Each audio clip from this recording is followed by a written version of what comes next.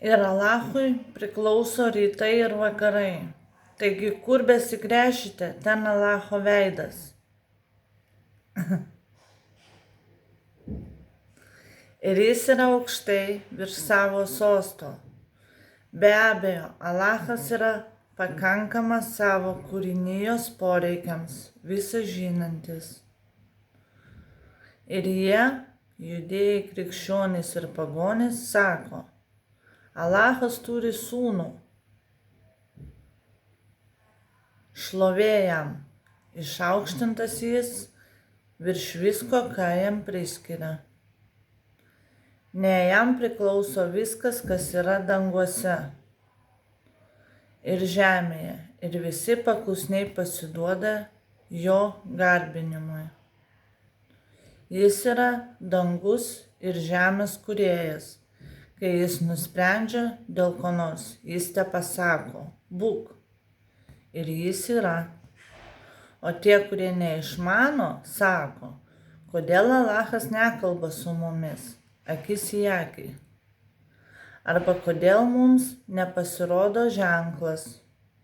Taip sako žmonės iki jų panašios reikšmės žodžius, jų širdys vienodos.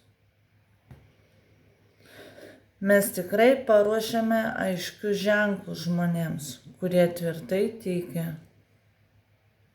Iš tiesų, mes siuntėme tave, Muhamedai, su tiesa islamu. Geros žinios nešėja tiems, kurie tiki tuo, kad tu atnešiai, kad jie įžengs į rojų. Ir perspėja tiems, kurie netiki tuo, kad tu atnešiai, kad jie pateks į pragaro ugnį.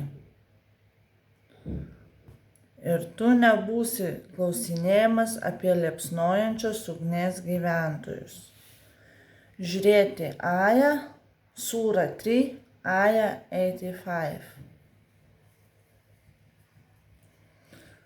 Niekada nei judėjai, nei krikščionis nebus patenkinti tavimi, kol tu nepasakysi jų tikėjimu, nepaseksi jų tikėjimu. Sakyk, iš tiesų, Alacho teisingas vedimas. Tai yra sufizmas.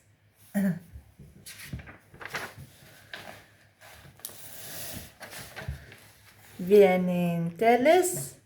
Why is Sufism? Because it's a first religion. You understand? And that's why it's called like Newest 77. But this is the right option. Teisingas vedimas. Ir jei tu Muhamedai sektum jų norais, po to, ką gavai iš žinojimo, tai yra Koraną. Because Sufism was before Quran. You understand? Neturėtum prieš Alachą nei jokios valios, nei jokio padėjėjo.